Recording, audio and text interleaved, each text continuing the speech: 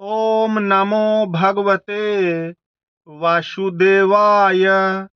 श्रीमद् भागवत महापुराण के दशम स्कंध में भौमासुर का उद्धार और 16,100 राजकन्याओं के साथ भगवान का विवाह।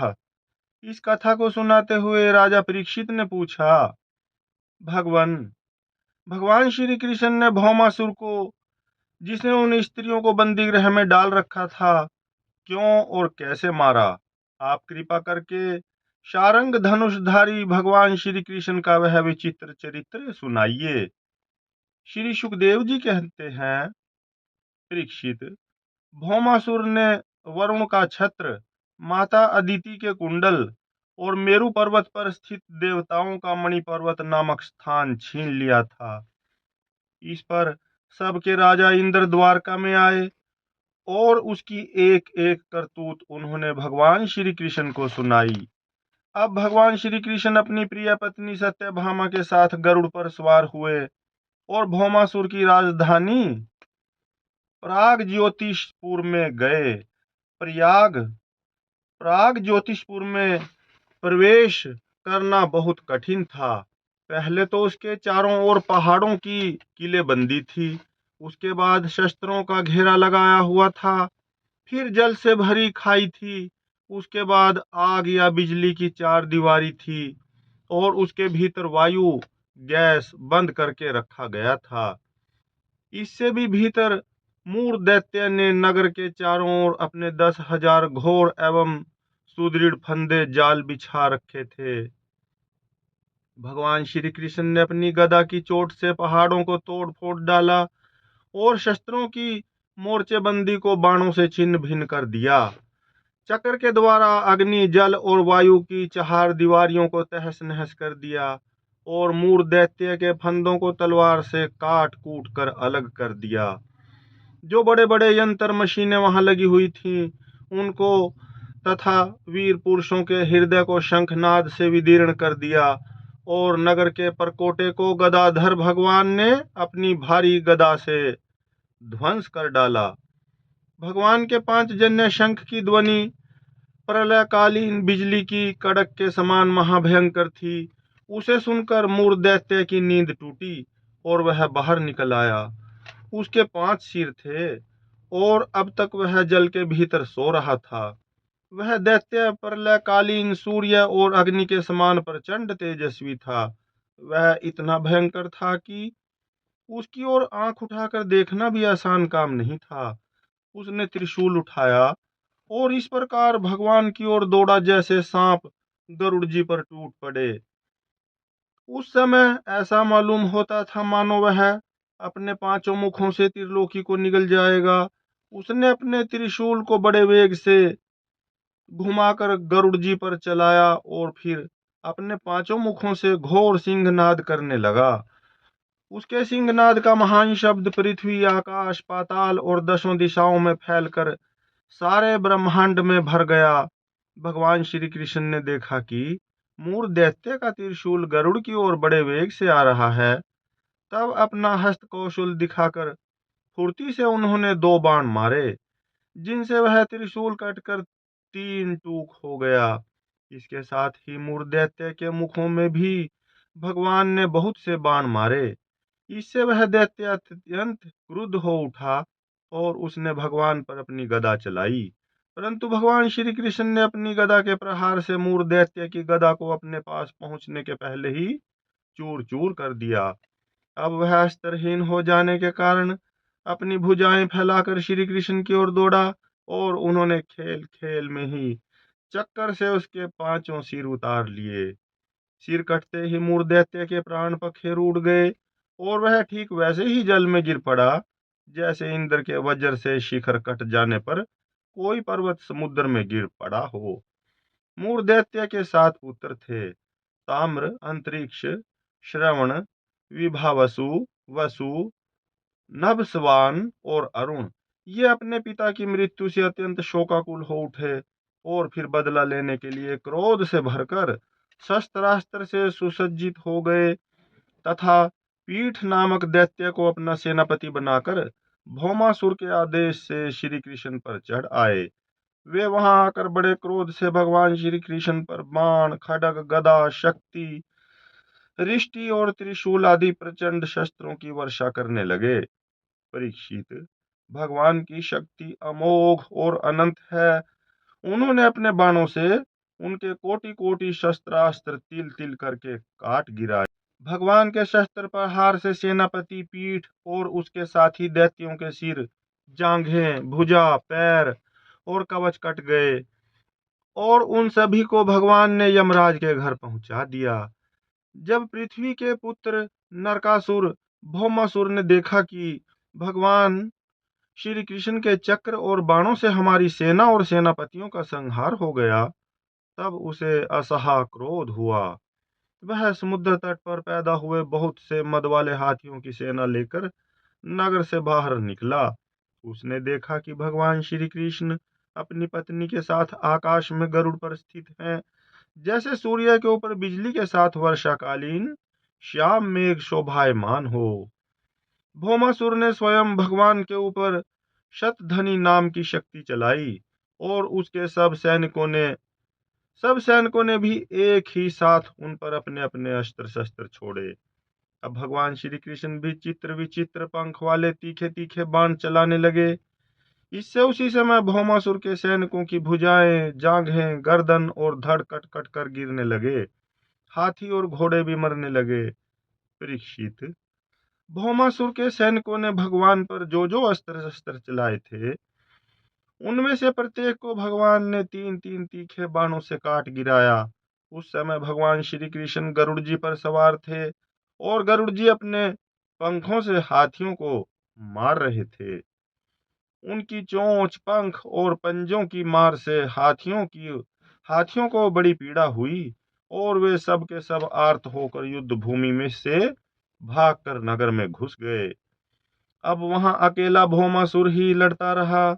जब उसने देखा कि गरुड़ जी की मार से पीड़ित होकर मेरी सेना भाग रही है, तब उसने उन पर वह शक्ति चलाई जिसने वज्र को भी विफल कर दिया था, परंतु उसकी चोट से पक्षीराज गरुड़ तनिक भी विचलित न हुए, मानो किसी ने मतवाले गजराज पर फूलों की माला से प्रहार किया हो। अब भौमासुर ने देखा कि मेरी एक भी चाल नहीं चलती, सारे उद्योग विफल होते जा रहे हैं। तब उसने श्री कृष्ण को मार डालने के लिए एक त्रिशूल उठाया, परंतु उसे अभी वह छोड़ भी न पाया था कि भगवान श्री कृष्ण ने छुरे के समान तीखी धार वाले चक्र से हाथी पर बैठे हुए भौमासुर का सिर काट डाला। उसका जगमगाता हुआ सिर कुंडल और सुंदर किरीट के सहित पृथ्वी पर गिर पड़ा। उसे देखकर भौमासुर के सगे संबंधी हाय हाय पुकार उठे। ऋषि लोग साधु साधु कहने लगे और देवता लोग भगवान पर पुष्पों की वर्षा करते हुए स्तुति करने लगे। अब पृथ्वी भगवान के पास आई। उसने भगवान श्री कृष्ण के गले में वैजयंती के साथ वनमाला पहना दी और अदिति माता के जगमगाते हुए कुंडल, जो तपाए हुए सोने के एवं रतन जटित थे, भगवान को दे दिए तथा वरुण का छत्र और साथ ही एक महामणि भी उनको दी। राजन, इसके बाद पृथ्वी देवी बड़े बड़े देवताओं के द्वारा पूजित विश्वेश्वर भगवान श्री कृष्ण को प्रणाम करके हाथ जोड़कर भक्ति भाव भरे हृदय से उनकी स्तुति करने लगी। पृथ्वी देवी ने कहा, शंख चक्र गदाधारी देव देवेश्वर, मैं आपको नमस्कार करती हूँ। परमात्मन, आप अपने भक्तों की इच्छा पूर्ण करने के लिए उसी के अनुसार रूप प्रकट किया करते हैं। आपको मैं नमस्कार करती हूँ। प्रभो, आपकी नाभि से कमल प्रकट हुआ है। आप कमल की माला पहनते हैं। आपके नेत्र कमल से खिले हुए और शांतिदायक हैं। आपके चरण कमल के समान सुकुमार और भक्तों के हृदय को शीतल करने वाले हैं। आपको मैं बार बार नमस्कार करती हूँ। आप समग्र ऐश्वर्य, धर्म, यश, संपत्ति, ज्ञान और वैराग्य के आश्रय हैं। आप सर्वव्यापक होने पर भी स्वयं वसुदेव नंदन के रूप में प्रकट हैं। मैं आपको नमस्कार करती हूँ। आप ही पुरुष हैं और समस्त कारणों के भी परम कारण हैं। आप स्वयं पूर्ण ज्ञान स्वरूप हैं, मैं आपको नमस्कार करती हूँ। आप स्वयं तो हैं जन्म रहित, परंतु इस जगत के जन्मदाता आप ही हैं। आप ही अनंत शक्तियों के आश्रय ब्रह्म हैं।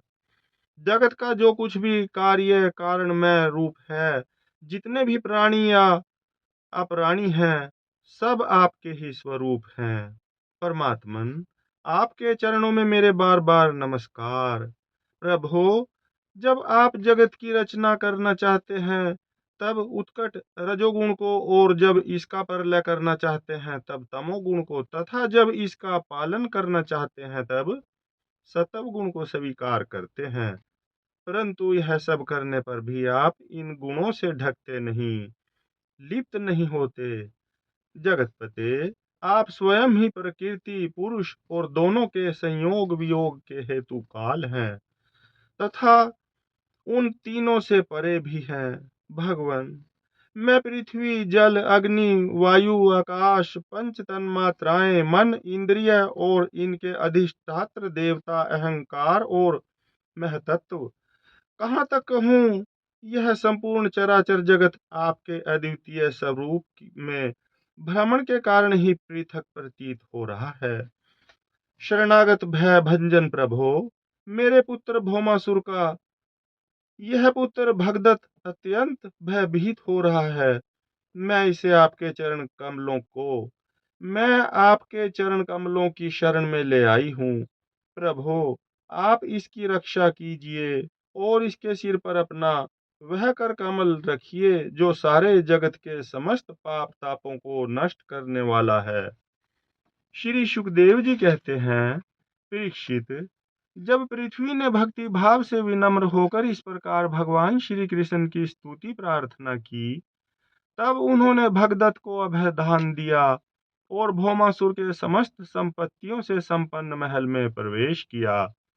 वहां जाकर भगवान ने देखा कि भौमासुर ने बलपूर्वक राजाओं से 16,000 राजकुमारियां छीन कर अपने यहाँ रख छोड़ी थी।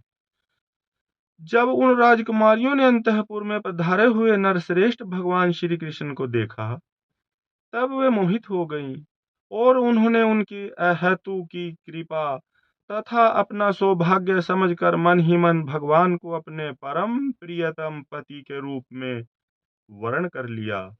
उन राजकुमारियों में से प्रत्येक ने अलग अलग अपने मन में यही निश्चय किया कि ये श्री कृष्ण ही मेरे पति हों और विधाता मेरी इस अभिलाषा को पूर्ण करें। इस प्रकार उन्होंने प्रेम भाव से अपना हृदय भगवान के प्रति निछावर कर दिया। तब भगवान श्री कृष्ण ने उन राजकुमारियों को सुंदर सुंदर निर्मल वस्त्र आभूषण पहनाकर पालकियों से द्वारका भेज दिया और उनके साथ ही बहुत से खजाने, रथ, घोड़े तथा अतुल संपत्ति भी भेजी। ऐरावत के वंश में उत्पन्न हुए अत्यंत वेगवान चार चार दांतों वाले सफेद रंग के 64 हाथी भी भगवान ने वहां से द्वारका भेजे। इसके बाद भगवान श्री कृष्ण अमरावती में स्थित देवराज इंद्र के महलों में गए। वहां देवराज इंद्र ने अपनी पत्नी इंद्राणी के साथ सत्यभामा जी और भगवान श्री कृष्ण की पूजा की। जब भगवान ने अदिति के कुंडल उन्हें दे दिए,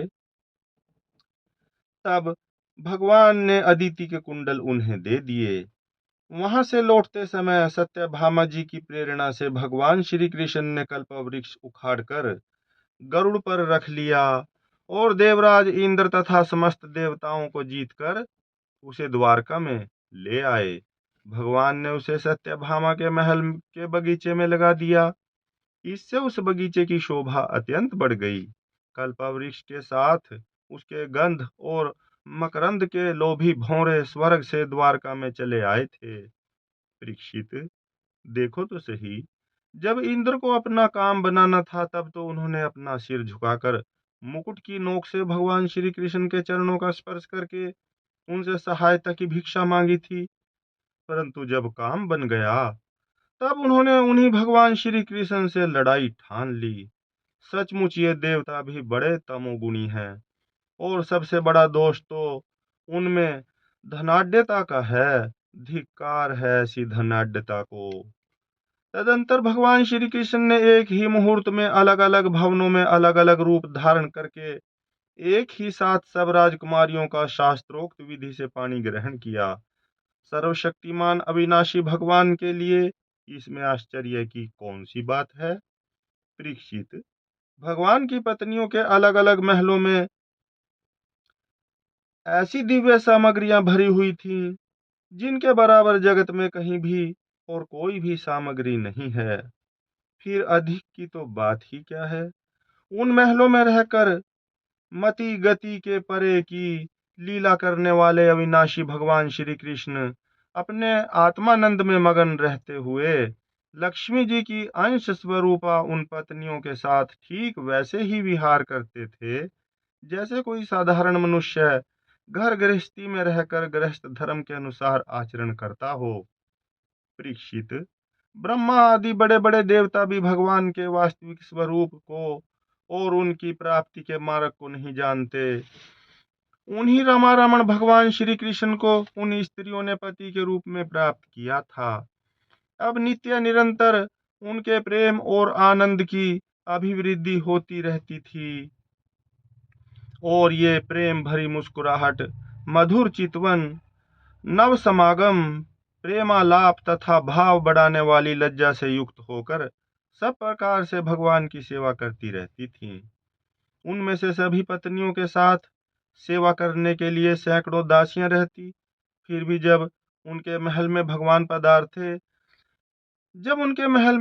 पधारते तब वे स्वयं आगे जाकर आदर पूर्वक उन्हें लिया लाती, श्रेष्ठ आसन पर बैठाती, उत्तम सामग्रियों से पूजा करती, चरण कमल पखारती, पांव दबाकर थकावट दूर करती, पंखा झलती, इत्र फुलेल चंदन आदि लगाती, फूलों के हार पहनाती, केश संवारती, सुलाती, स्नान कराती और अनेक प्रकार के भोजन कराकर अपने ही हाथों भगवान की सेवा करती। हरिओम तत्सत, हरिओम तत्सत, हरिओम तत्सत। ओम नमो भगवते वासुदेवा।